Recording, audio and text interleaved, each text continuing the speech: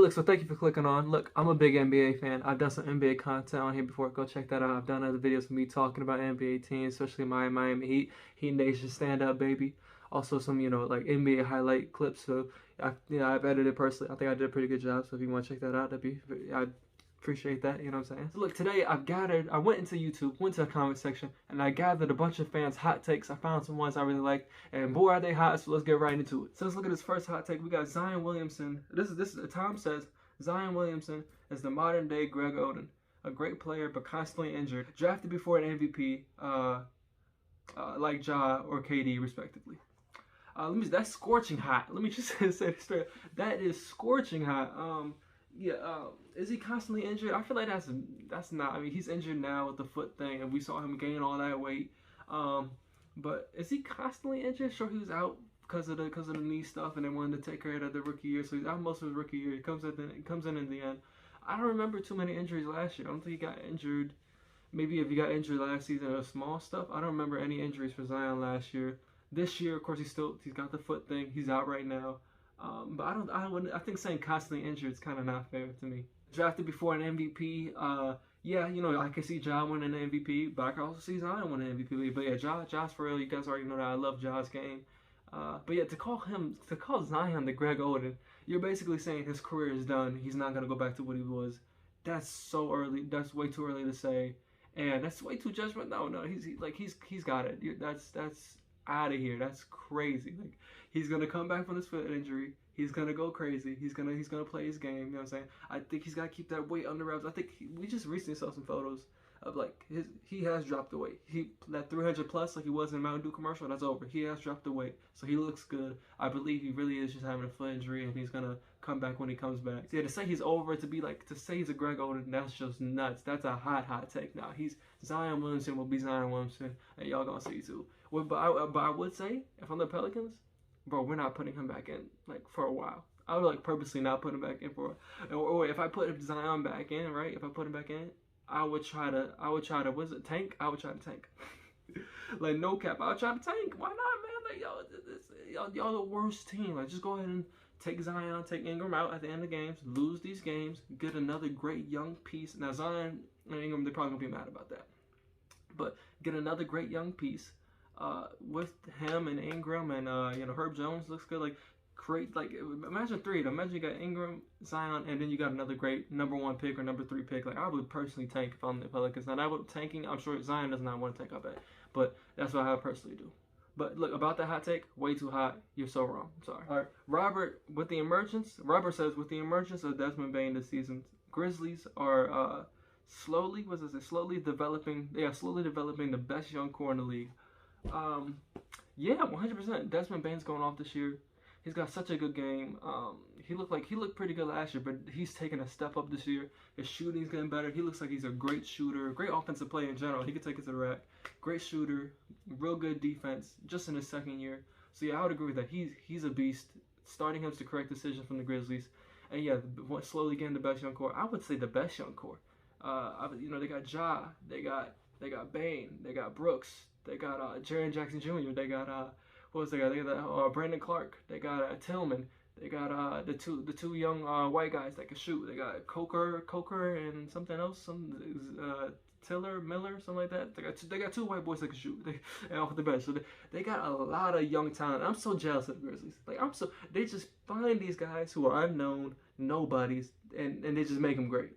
Who saw Brooks coming? I kind of saw Brooks coming a little bit. Who saw Brandon Clark coming? Who saw these guys coming? They find so much nobody talent. They pick them up and they just play amazing. It's like, dang it, Grizzlies. And it's like the Heat. We've done that a few times too. You know what I'm saying? Duncan Robinson, Nunn, and a couple other players. Strus and Gabe.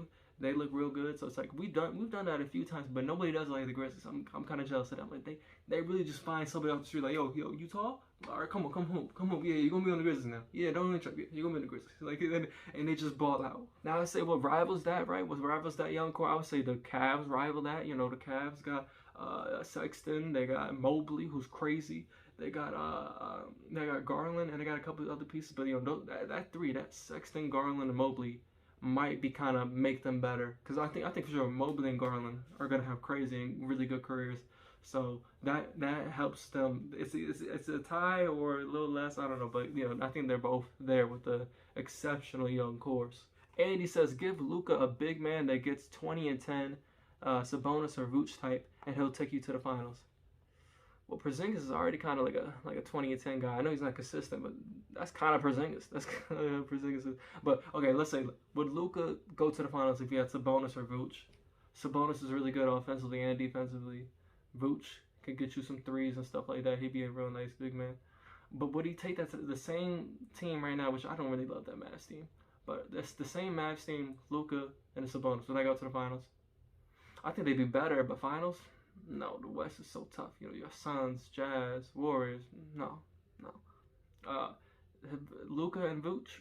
I'd still say no. I mean, Luka's that guy. What Luka needs, what the Mavs need, to me personally, they need just better role players. No offense. I mean, sure, like Finney Smith, pretty good. Powell, pretty good. Carly Stein, pretty good. But it's like they're not good. They're not good. They're not really good. Like Luka needs more help. He needs just better players in there. Like they could, of course, need a second ball handler coming off the bench, but they just need better players, in my opinion. I don't think the people on the Mavs are bums, but I would personally say the biggest problem with the Mavs, they need better players. Like they can win all season. They got some inconsistent shooters and thought that was gonna get something done. That's not gonna get anything. They need better players simply. And of course, Porzingis can play a little bit better and be consistent. But the biggest problem for the Mavs to me, get better players. All right, Taggy37 or Tangy37 says Evan Mobley is leading in the DPOY race, the defensive player of the year race.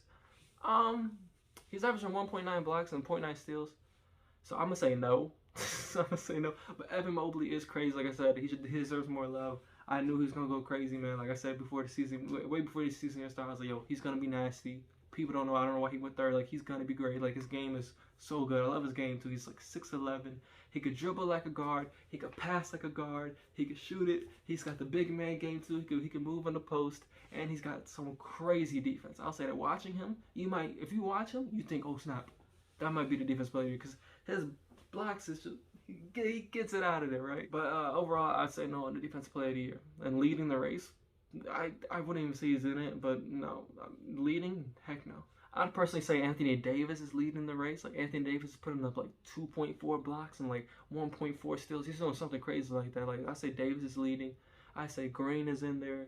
I say Mikal Bridges from the Suns. He's in there. He's really good. I think Thibault doesn't get enough love. He should be in the defensive player of the year race. Real talk. Like he's averaging like 1 and 1. I think he's doing like 1.2 and 1.5. So he's a real good defender. He doesn't get enough love for the defense. And yeah, that's why I would put in the defense player of the year race. Mike says if the Charlotte Hornets trade for Turner, they would be a title contender. Now that's big. That's big. The Hornets are nice. Right now they're kind of low. I think they're 8th seed right now. But of course people are bouncing around. The Hornets are nice. We know LaMelo Ball is a star. He's going to be an all-star and MVP winner one day. He's going to be amazing. And he's playing great right now. Bridges is playing great right now. Hayward is nice. So to put Turner in there, I mean, they really just need, if they had a great big man that they could do like a pick and roll with, that they could lob it to, and also somebody who could play, great defense like Turner. If they put Turner in there, the offensive stuff they could come up with him and LaMelo, like I said, the pick and roll stuff, just kicking it back to Turner for a three because he's shooting threes amazing this year. I think this is his best year ever for threes. He's a good three-point shooter, which is something early Turner, I didn't think he was ever gonna do that. So that's crazy. He's legit a three-point shooter like Towns. So yeah, man, to put him on the Hornets will go crazy. And his defense is insane. I think he's like averaging almost 3 blocks again this year. Like his defense is crazy. So he's really wasted in the Pacers. No offense, Pacers. I know the Pacers are thinking about something. I was thinking about making a video. They're trying to blow it up. They're thinking about trading people. They're gonna keep Sabonis or Turner. They're gonna trade one of them.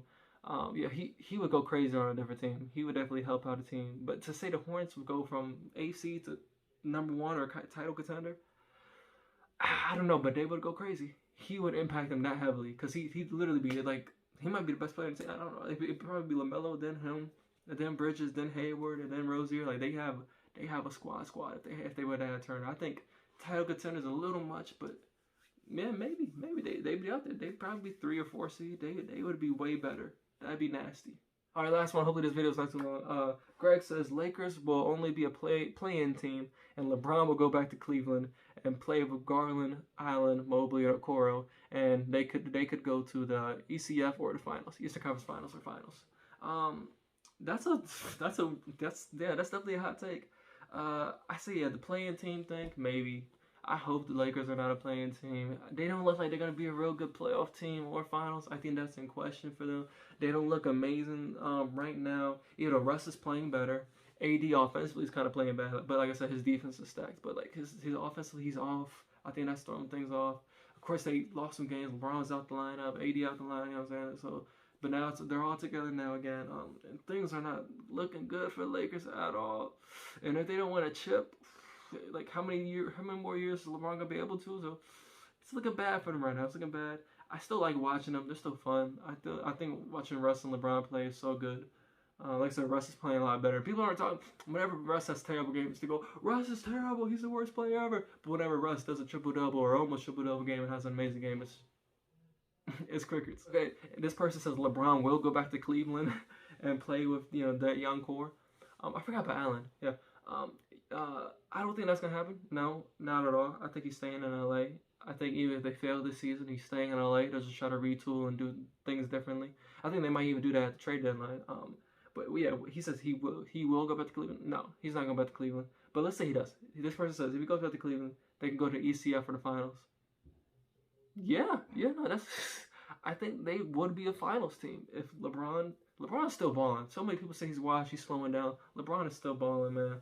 So to have him, LeBron, Garland, Allen, Mobley, Okoro, Sexton too when he goes back, they would be nasty. That'd be a go to the finals type team for sure. Alright, well, hey, hope you enjoyed this video, man. This is it for me. I also want to say shout out to my Heat, man. Shout out to me. Hopefully this video is not too long. Shout out to my Heat. We went crazy. We beat the Bucks. I love that game because like we were not supposed to win that game, but I was like, I was just watching it live. I was like, we're gonna get this. I was like, we were down like almost 20. I was like, we're gonna get this. I just can't believe because like PJ was locking on us up. Martin was having a game. I was like, we're shooting bad right now, but we're gonna turn up. We're gonna turn up, and that's exactly what we did. We turned up in the second half, and because our offense was terrible. But in the third, we caught fire. In the fourth, we caught fire. An amazing game, and then we blew out the Bulls. Shout out to the Bulls, y'all doing great this year. But we blew out the Bulls, so just man, shout out to my Heat, man.